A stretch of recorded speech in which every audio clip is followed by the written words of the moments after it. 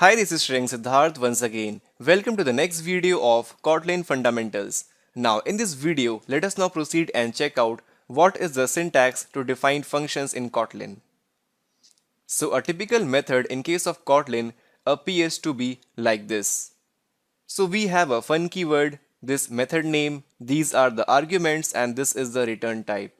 And then here we return something. So a typical method in case of Kotlin has some syntax such as this is the fun keyword, this is the method name, these are the formal parameters such as length and breadth, and here at the end I have a return type.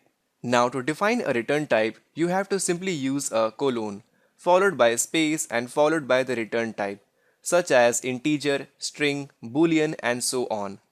And now here, with the help of this method, we are actually finding the area of a rectangle or something like that. So here I am simply returning length into breadth, which is equivalent to an integer value that we have defined here. Now, apart from return type, the methods can also return void. That is, it has also got the right to return nothing. So for that, the syntax is this, right? So here function find area, length and breadth, and here instead of void in Kotlin we are using unit. So this unit is actually equivalent to the void in Java, right? So if you don't want to return anything in Kotlin, then simply use colon space unit. Now as per the Kotlin coding convention, if you return nothing, then you don't need to define this unit explicitly here. By default, if you don't define anything here, then also the code will work. So if you want, you can also remove this unit from here. It is of no use. And now, inside the IntelliJ IDE, inside our KT file, let us try to write our first function. Let's say fun space a function to add two numbers, right? Simply define the method body and write your code inside this. So here I will simply define the variable of, let's say, a equal to 2 and then var b equal to, let's say, 4. And now here I will simply print the sum of these two numbers, or if you want you can also define var sum equal to a plus b like this.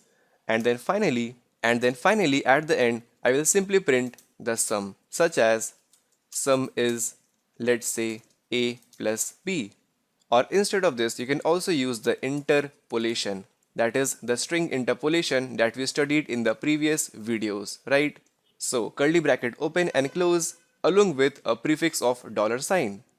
And I guess I forgot to use the sum variable here. So as of now let us remove this, right? So this completes our code.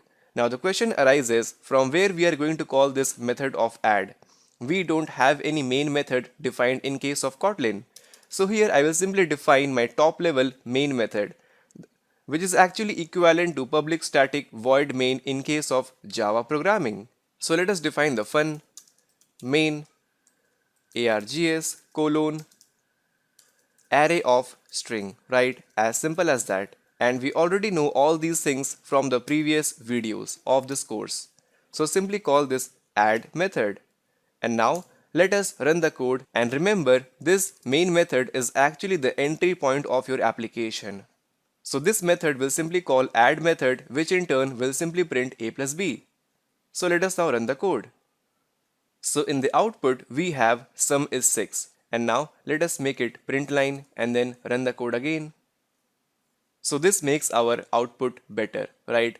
And now if you notice here, this add method does not return anything. So here you can also use colon space unit, which is actually equivalent to void in case of Java.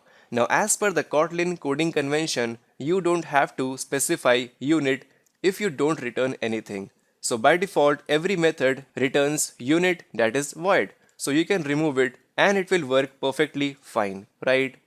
And now suppose I want to pass these two variables as a parameter. So for that what I will do, I will simply pass 2, 4 here, and now let us remove these two lines of code and then specify variable a colon of the type of int, comma variable b colon of the type of int.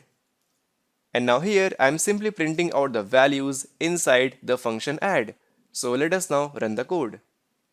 So this is how we pass the argument in case of Kotlin. So sum is 6, right?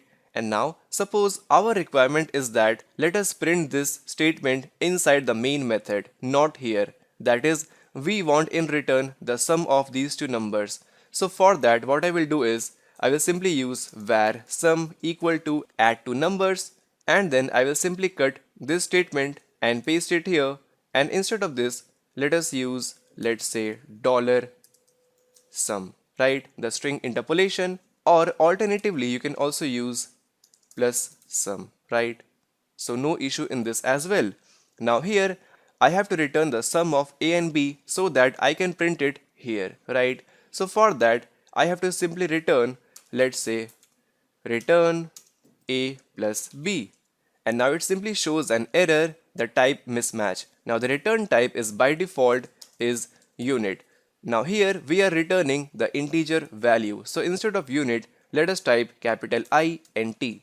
So this method simply returns the sum of these two numbers and store it inside the variable sum, and then we print it out here. So let us now run the code. So here we get sum is 6. So this was all about the basic syntax for the functions in case of Kotlin. So catch you guys in the next video. Thanks for watching. Have a good day.